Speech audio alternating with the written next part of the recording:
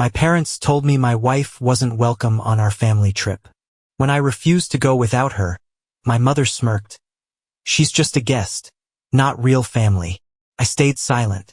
But when the trip fell apart, they finally realized what I had done. For as long as I can remember, my family has organized an annual trip, a tradition that was less about bonding and more about an unspoken rule, strictly enforced by my parents.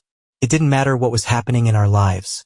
Work commitments, personal issues, or even major events. Attendance was mandatory. Skipping it wasn't just an absence. It was a silent act of rebellion that came with consequences. I had seen it happen before. Relatives who missed the trip, even for valid reasons, slowly became outsiders in the family.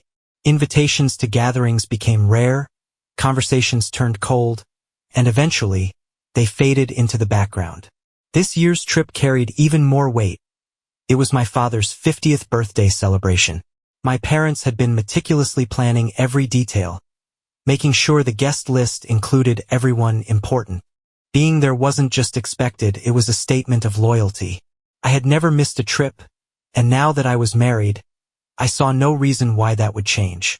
When my parents first brought it up, they excitedly told me about the house they had rented in Palmview Estate, a spacious vacation home in Florida Keys, the perfect setting for the big celebration. They asked me to confirm my attendance early so they could finalize the arrangements. I assured them I would go, but I would be going with my wife, Lauren. The silence that followed was unexpected. My mother, usually the first to react enthusiastically to any plan, hesitated. When she finally spoke, her tone was cautious.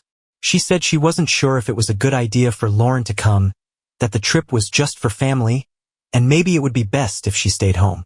At first, I thought I had misheard her. It made no sense. My wife and I were family. I asked for clarification, but my father quickly stepped in, his voice firm, as if wanting to end the discussion before it escalated. He claimed it wasn't personal, that some family dynamics might be affected by an outsider's presence. His words were vague, carefully chosen, but they didn't answer my question. I pressed for a real explanation, but instead of a clear answer, my mother insisted that she didn't want any tension. She said this was supposed to be a celebration, and she preferred to avoid any discomfort among the guests. That's when I realized this wasn't a suggestion. It was a decision. They had already made up their minds. My parents didn't want my wife there. No matter how much I tried to understand their reasoning, all I got were excuses wrapped in concerns about family harmony. The more I thought about it, the angrier I became. My parents, who had always preached about unity, about love and family above all, were now asking me to pretend my marriage didn't exist, to act as if the woman I had chosen to spend my life with wasn't worthy of being included in a family event. My mother tried to soften it, saying there was still time to think it over, that I shouldn't make a rushed decision. She insisted it was just a trip, and that I was blowing things out of proportion. But for me, this wasn't just a trip. This was a test of priorities, a clear message about who they considered family, and who they didn't. I made my decision quickly. If my wife wasn't welcome, then neither was I. When I told them, the silence was even heavier. My mother said my name in a tone of disappointment, as if she couldn't believe what she was hearing. My father, who had remained neutral until then, accused me of overreacting. He insisted my presence was important, that I shouldn't put the family in a difficult position over a whim. But this wasn't a whim, and I wasn't going to let them treat it like one. I made it clear I wasn't changing my mind. When I made it clear that I wouldn't attend if Lauren wasn't welcome, everything fell apart. My mother sent me a long message, accusing me of ruining my father's birthday and reminding me that family should always come first. My brother followed, telling me he couldn't believe I was doing this, that if I truly cared about our parents, I would find a way to fix things without canceling my attendance. But what they didn't understand or refused to see was that I wasn't the problem. I had simply set a boundary. I didn't realize then that this was just the beginning. My decision wouldn't only change how my family saw me. It would shatter the illusion of harmony my parents had worked so hard to maintain. For the first few days after our conversation, there was silence. No calls, no messages, as if they were waiting for me to come to my senses and give in. I knew exactly what they were doing, letting guilt settle in, expecting me to feel the weight of my choice until I surrendered and accepted their terms. But what they failed to realize was that this time, things were different. This wasn't just a family disagreement that could be resolved with a forced apology. It was about principles, respect, for my wife, my marriage, and myself. The silence didn't last long. My aunt, Catherine, was the first to reach out. Her voice was laced with fake concern, but I could tell it was an attempt to manipulate me. She said she was sad I wouldn't be at the trip, that this was all just a misunderstanding, and that no one wanted to exclude Lauren. According to her, my parents were only trying to avoid conflict, to keep the peace, and ensure everything went smoothly. But what unsettled me most was her excuse for their decision. She claimed it wasn't that they didn't like Lauren, just that some family members might feel uncomfortable with her there, and for that reason it was best if she didn't come. That answer only fueled my anger. I asked her straight out, who exactly felt uncomfortable? There was a pause. She clearly hadn't expected the question. Then she mumbled something vague, saying it wasn't about who had said what, but about avoiding unnecessary tension. That confirmed what I had already suspected. This wasn't about the whole family. It wasn't a shared concern. There was one person or a few who had a problem with my wife, and instead of defending her, my parents had chosen to side with them. I responded firmly. If family truly mattered, they shouldn't be dividing us with arbitrary exclusions. If someone had an issue with Lauren, the solution wasn't to push her away. It was to address it like adults. Catherine sighed and told me I was being stubborn, that sometimes it was better to let things go for the sake of peace. I thanked her for calling but made it crystal clear, I wasn't changing my decision. That night, my mother sent another message even longer than before. This time, she didn't hold back. She accused me of choosing my wife over my family, of refusing to listen, of being the one causing a division. She insisted they were only doing what was best for everyone. I didn't reply. By then, I knew reasoning with them was pointless. They weren't interested in listening, they just wanted me to back down. The next morning, my brother texted me again, but his tone was different. Less aggressive, more strategic. He told me he had spoken to our parents, and while they weren't happy with my decision, there was still time to fix things. He suggested I reconsider, attend the trip, let the celebration happen, and then we could talk about Lauren afterward. In other words, he wanted me to pretend none of this had happened. To show up, act like everything was fine, and deal with the issue at some vague point in the future. But I wasn't going to play along. That was the moment I realized. They didn't care about my feelings or what Lauren was going through. All they wanted was to avoid a scandal, to make sure my absence wouldn't turn into an awkward topic of conversation. They just wanted the celebration to go on smoothly, without disruption. I wasn't going to give them that satisfaction. I simply replied, no. No explanations. No unnecessary justifications. There was no point in dragging out the conversation. My answer wasn't going to change. After that, communication with my family became sparse, but every message I received carried an underlying attempt to manipulate me. First, my mother insisted I was making an impulsive decision and that I still had time to change my mind. Then, Catherine reached out again, warning me that I'd regret distancing myself over something so small. Finally, my brother sent one last message, not outright threatening me, but making it clear. If I didn't back down, our relationship would never be the same. By then, I was certain there was no turning back.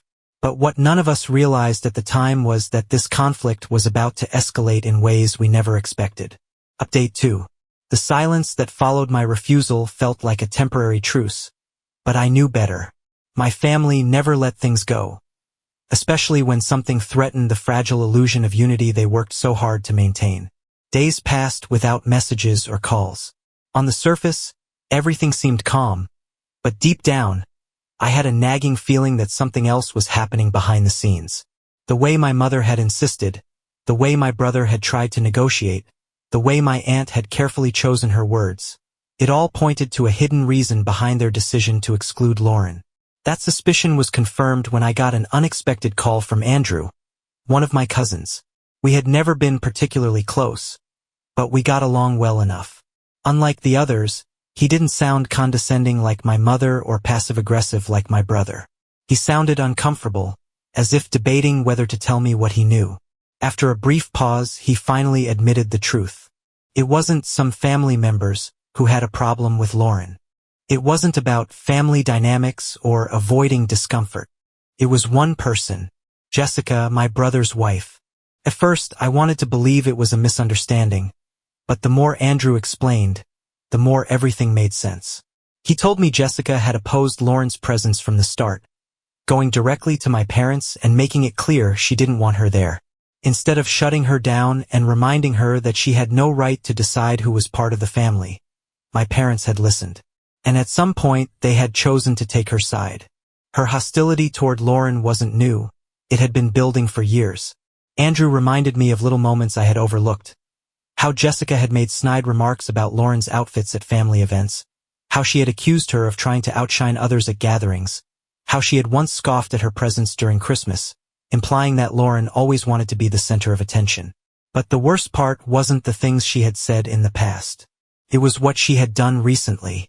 Andrew told me that in a conversation not long ago, Jessica had outright declared that if Lauren was going, she wouldn't be attending. And instead of pushing back, my parents caved. They had chosen to sacrifice Lauren to keep Jessica happy. A wave of anger surged through me. I couldn't believe how absurd this was. Jessica, someone with no authority over our family, had manipulated my parents to the point where they were willing to exclude my wife from the trip. And instead of standing up for what was right, they had surrendered to her demands. For a moment, I said nothing. I felt a mix of rage and disappointment deeper than anything I had felt before. This wasn't just about the trip anymore. It was about betrayal. At this point, it wasn't just about the trip. It wasn't about whether we went or not. It was about the fact that my own parents had decided my wife was disposable, that keeping Jessica happy was more important than respecting my marriage. When I finally spoke, my voice was colder than I expected. I thanked Andrew for telling me the truth, but I made one thing clear. If they thought I was just going to accept this, they were wrong. After hanging up, I sat in silence, trying to process everything. I thought about all the times Jessica had subtly undermined Lauren, how she had turned every gathering into some petty competition, and how my brother had never once intervened. I thought about my parents, how they had ignored what was right, choosing to appease someone toxic instead of standing their ground. I wasn't going to let this go. If they were willing to show me where their priorities lay, then I would show them mine. And this time, there would be no turning back. Update 3. The days that followed Andrew's revelation were filled with quiet anger that only strengthened my resolve. I couldn't let my family think they could make such a cruel decision without facing consequences. For years, they had preached about unity, about loyalty, but now it was clear, those values only applied when it suited them. They had chosen to prioritize Jessica, someone who was nothing more than my brother's wife, over me and my marriage. I cut off all contact. If they didn't feel the need to offer me an honest explanation, then I had no interest in speaking to them. Lauren, though she didn't say it outright, felt the tension too. I hadn't told her everything. I didn't want to hurt her more than she already was, but she knew something deeper was going on. She didn't press me, maybe because she knew the truth would come out eventually. The breaking point came when I received an unexpected call from my mother. Until that moment, I had thought maybe, just maybe, they would make a real attempt to fix things. That they would at least try to reason with me in a way that made sense. But the moment she started talking, I knew the real reason she was reaching out. She spoke in a calm, almost casual tone, as if nothing had happened. She said she hoped I had taken time to think things through, that I would realize this whole situation had gotten out of control. She talked about how much it meant to them for me to be there, how my absence would cast a shadow over the celebration, how my father just wanted the whole family together for his birthday. For a moment, I almost felt something, a glimpse of the connection we once had. But that feeling vanished as soon as she said what she really wanted to say. She admitted she understood my point of view but said it wasn't that simple. That sometimes, in families, sacrifices had to be made for the sake of harmony. Her words were carefully chosen to make me feel like I was the one being unreasonable, like I was the one blowing things out of proportion. Then she made her offer. She suggested I come to the trip anyway, put everything aside for now, and when I returned we could talk about it calmly. As if this was just a misunderstanding.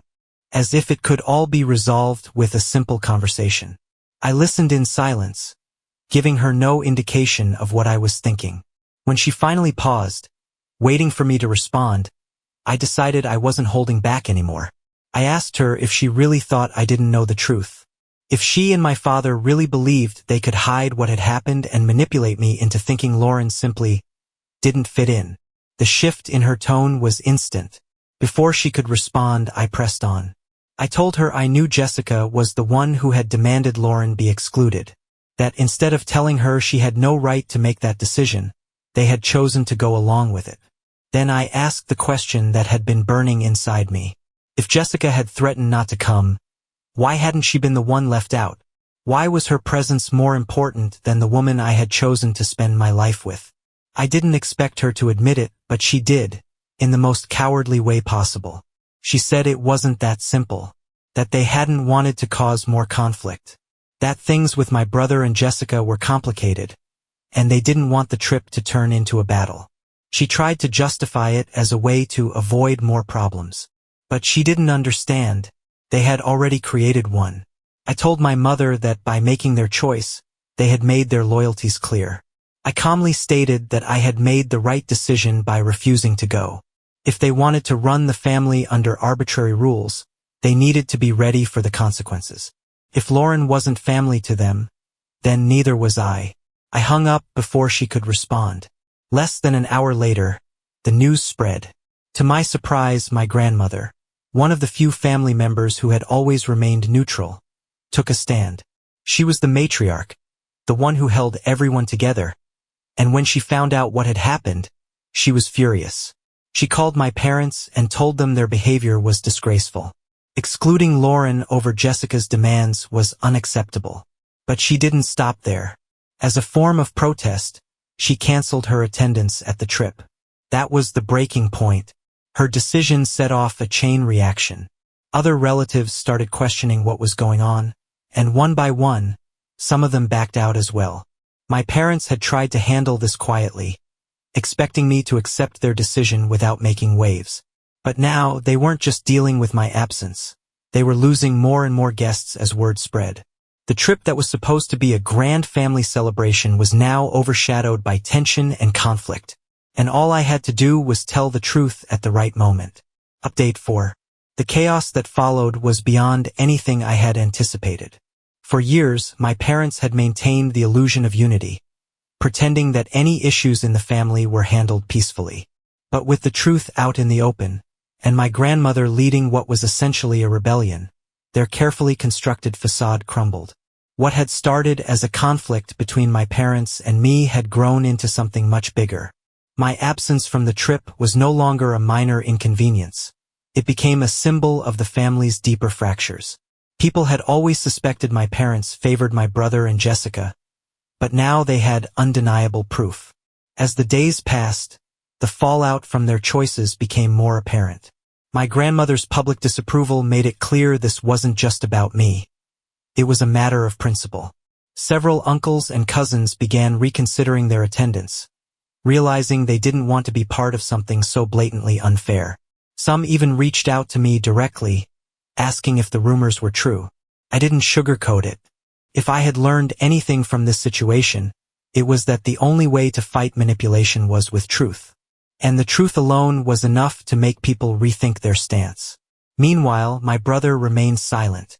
That was unusual for him. He always liked to control the narrative. He had been vocal at the start, but now, in the middle of the storm, he disappeared.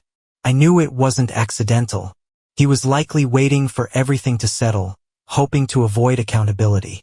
But if he thought he could sit back and watch from the sidelines, he was wrong.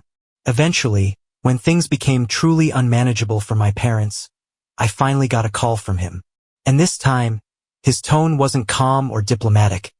It was pure rage. Without hesitation, he accused me of ruining the trip. He said everything had spiraled out of control because I had made a scene, that if I had been mature about it, none of this would have happened. According to him, my absence wasn't the issue. The problem was that I had influenced others. That by standing my ground, I had turned what should have been a family celebration into a full-blown disaster. I let him speak, listening with the patience of someone who already knew exactly what to say. When he finished, I responded with the same calm he had completely lost. I asked my brother if he truly believed this was my fault or if, deep down, he knew the real issue was how they had excluded Lauren. I asked if he had even considered the position they had put me in, forcing me to choose between my marriage and my family. There was silence. For a moment I thought he might admit it, but instead, he clung to his argument, saying I was overreacting and should have handled things more intelligently without causing a scene. I laughed. A cold, humorless laugh. Even after everything, he had the audacity to make me feel like the guilty one. I made it clear this was his problem, not mine. If the trip was ruined, it was because he and Jessica had manipulated our parents. If he didn't like the consequences, maybe he should have thought twice before letting his wife dictate who belonged in our family. He tried to downplay everything, insisting that we're still family, and I should just move on. That was when I knew none of them had ever truly cared about fixing this. They only wanted to preserve their illusion of control. The next call came from my mother, but this time she sounded different. No more guilt trips, no more superiority. She sounded exhausted. She said she didn't want to fight anymore, that things had gotten out of hand, that my father was hurt by how everything had turned out. She insisted they had never meant to make Lauren feel unwelcome, that they were only trying to prevent conflict. I answered with calm, unwavering firmness. If they truly wanted to fix things, they needed to take responsibility. What hurt me the most wasn't just that they had sided with Jessica. It was that even after everything, they still showed no real remorse. Her response was weak, an attempt to minimize it all. She muttered that she understood how I felt but that, in the end, family should always come first. And that was exactly the problem. My mother insisted that everyone makes mistakes and that we should move forward. She still believed time would erase everything and things would return to normal. I knew then this conversation was pointless. I told her the only way to rebuild trust was for them to acknowledge the harm they had caused and, more importantly, apologize directly to Lauren. This wasn't just about me. It was about their blatant disrespect toward my wife. If they wanted to prove they had learned something, they had to start by making things right with her. Silence. Then, finally, she admitted she would think about it and talk to my father. I simply told her my stance wouldn't change. And I hung up. A strange calm followed. Lauren saw the tension in my face and asked what had happened. So I told her everything. How Jessica had been behind it all. How my parents had chosen to exclude her just to appease my brother's wife. Her face shifted from surprise to sadness, then resignation. She said she had always suspected Jessica didn't like her but never imagined she'd go so far. Then she took my hand and said something I'll never forget. She was grateful, not because my family accepted her, but because I had stood by her. That was all I needed to hear. Days later, my mother sent a message. She and my father wanted to talk to Lauren. No excuses, no explanations, just a request. I don't know if I'll ever trust them again. But I do know one thing, if they want reconciliation, they need to prove they've changed. Otherwise, this distance will be permanent.